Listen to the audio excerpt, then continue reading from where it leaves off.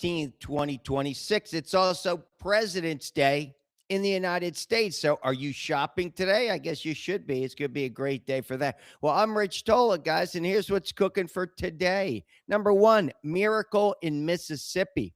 That's going to be a good one, talking about literacy and the high impact reform that's going on there. Number two stories today. Weird but true. Your body belongs in the zoo. Yeah, we're going to have some fun with that today. But let's talk about President's Day. This is George Washington, our very first president. You guys know this, right? Everybody knows George Washington was our first president. He died in 1799.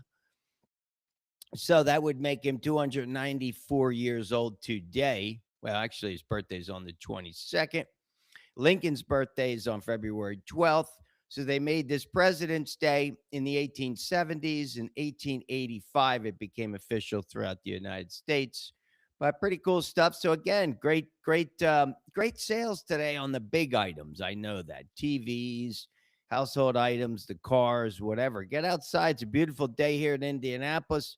Hopefully in your neck of the woods too. But hey, first let's do the ABCs. How'd you guys do? Workout, sleep, diet. Well, I get a B plus grade today, guys.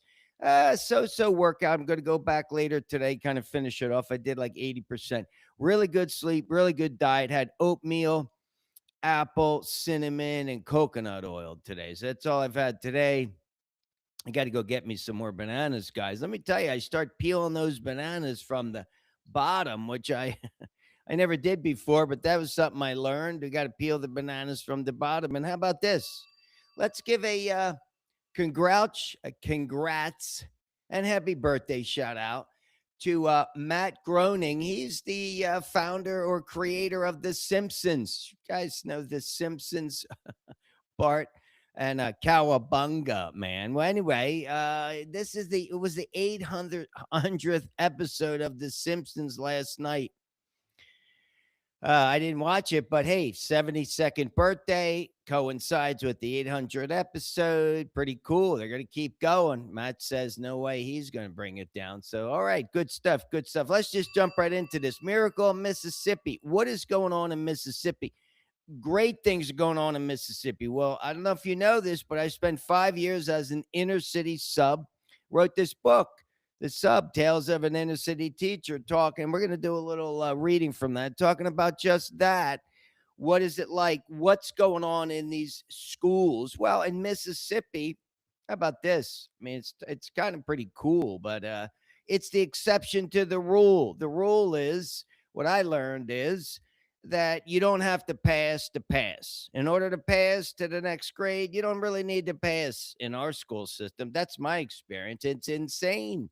But children, they're not meeting the learning requirements and we're fatally doomed, right? Well, not in Mississippi. Mississippi's getting it right. All right, check this out. Well, first of all, what do we know about Mississippi?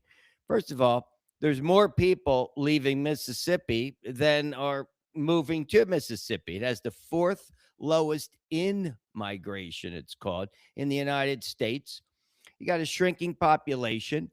36% of its young people are leaving. Okay. It's known for its poverty, its unreliable infrastructure, and its substandard healthcare system. So that's what Mississippi's known for. Well, what else? What else? Also known for its poor overall public health. So public health is not so great there. It also leads the nation in pregnancy related deaths and high for infant mortality rates. I'm reading this here. How about this? One of the poorest states in the country, capital city Jackson, has contamination water issues for sure with his water supply. 1 in 4 children in Mississippi live below the poverty level. What's going on in Mississippi? Well, guess what? Not exactly a role model state, but, and here's the but. This is great news because over the past 15 years, this unassuming deep South state has been pulling off one of the most impressive feats in American public education. Literary rates are steadily rising. That's awesome. Everybody else is going down. They're rising. Okay, in 2013, let's go back 2013, they were 49th out of 50 states. in the nation's report card. We talked about that, the NAEP. Well, they were 49 out of 50, right? How about this? In 2021, they moved up to number 21. How about this? In 2024, they were not, what is it? They were ninth. They moved to ninth place out of 50, down from 49. Okay, well, guess what? They said all this is happening amid teacher shortages, low teacher pay, and under, what is this?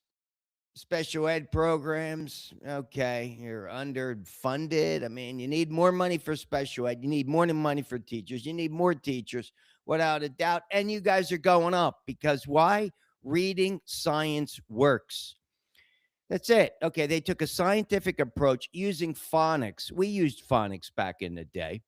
And he had that plus early intervention for the kids that are struggling and the commitment of honoring the integrity. This is the most important of grade level standards. Okay. Kids can't pass, they can't move on to the next grade. They come up with this third grade reading gate. I really like this. Okay. If the child isn't ready for the next grade level, then they don't advance. You can't just push these kids through. Okay. Can't reward kids for failing. All right. Let me read you. This is true. I mean, this is my experience, right? This is from chapter 8, middle school. It says here, as for Miss Warby's class, it was a disaster from the get go. Perhaps not as bad as that second grade class that happened a few months later, but bad apples were abound everywhere. The worst of them was Bella. She was not only the tallest and toughest girl in the class, but her age should have put her in the next grade level. Interestingly, there was another student, here's the key, who recently immigrated to the United States who I thought didn't belong in that class. And not because he was too old, it was just the opposite. He seemed a bit too young. He also couldn't read or write or speak fluently in English or Spanish. When I asked him through another student if he could tell time, he couldn't. And when I finally asked him how many hours there were in a day, he said 12. So upon my first well-deserved morning break, I went down to the principal's office and told her I thought this boy belonged in kindergarten. She quickly said, "No, he doesn't. I was told he belonged in that class." By whom? His non-English speaking parents? Another no problemo. I'll just teach them as if we were back in elementary school. No, this is the truth. You got kids that can't read, kids that don't know the alphabet. If you don't know the alphabet by second grade, you cannot move on. It's very problematic. It's not curable. It's like kind of piling up the garbage. I mean, listen, these teachers going to the next grade, they cannot help these kids that are way behind. It's too difficult. And we talk about overhauling the curriculum. That's kind of what they did over here in Mississippi. All right, I love this. This third grade reading assessment ensures that children aren't advancing the harder material with large gaps in their knowledge, because you can't have these gaps. It's that by setting them up for success, you're not moving them into the next grade and putting them into the deep end. It is a deep end, and they're going to drown. And what do? They start fighting. They act out. Other states are following suit. Louisiana, Tennessee, Alabama. Way to go, Mississippi. All right, we got a long way to go, but kudos to Mississippi. You got to keep rocking those ABCs, right? Keep rocking those phonics. Phonics, guys, we know what to do there. All right. How about this? Let's jump into the next story. Weird but true. All right. I thought this was pretty cool stuff.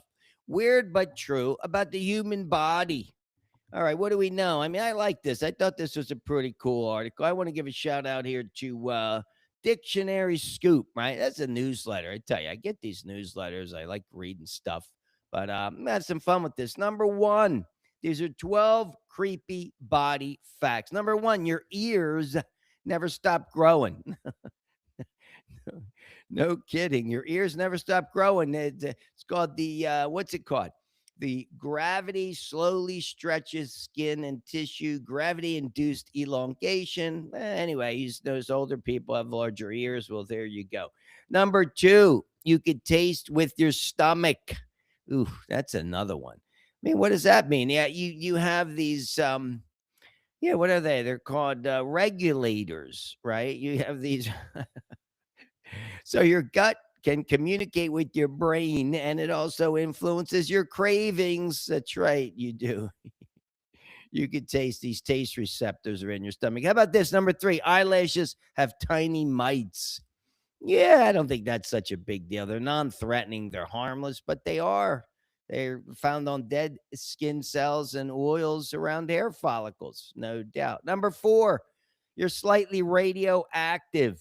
Do you know this? We are slightly radioactive. 7,000 particles per second. That's what the human body can emit. Whatever. Number five, you can cry blood.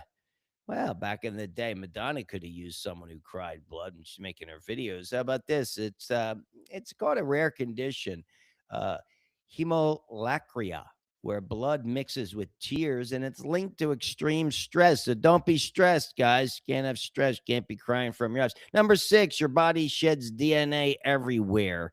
Well, we know that. I mean, watch all these cop shows. All they do is find DNA. Pretty cool, pretty cool. But no, you do. You leave it everywhere. Dust filters all over the place. How about this? Number seven, you might be born with extra organs. I don't think I have any extra organs, but they said 1 in 1,000 people has an extra spleen. I don't even know what you do with your spleen. How about this? Number eight, your brain eats itself when you're sleep deprived. That's why the ABCs are so important. Blissful sleep. It's so important. Your brain check it out. It eats itself. I mean, I didn't even know that, but hey, your brain, it says break down and consume parts of synapses. It's like cleaning house. Well, you want to get some sleep. All right, how about this? Number nine, your bones can grow horns. I don't know about that, but it's talking about some. Well, it's interesting. It says it could appear on the skull or the jaw. Your bones could keep growing these little horns, but they can be taken down. All right, how about this? Number 10, your mouth is dirtier than a toilet seat. Ouch. Most of bacteria is harmless, but you do have 700 different types of bacteria. So, all right. Well, maybe you did a lot of kissing over Valentine's Day. I don't know. You transferred some of that. Number 11, you can grow hair in your lungs. What do we care? But no, you could develop hair. It says almost on any tissue. And finally, number 12, your bones are full of holes. Well, we know bones are porous, so you're going to have holes throughout. But yeah, that's what they say here. It's strong and lightweight. But hey, that's it. That's it. 12 weird things. All right, guys. So here's what we need to do. We're going to be doing these Tola takeaways on every show just to reinforce on a daily basis. 3 takeaways. Number 1, respect your ABCs. All body workout, blissful sleep, colorful diet. You need to do it. Number 2, this is important. And I say this and I mean this, be with someone or call someone and genuinely ask about how they're doing. So many people in the universe need a phone call or maybe go visit with them like Flashdance, like she did, Jennifer Beals did, Alex did with Hannah. Talked about that on the last show.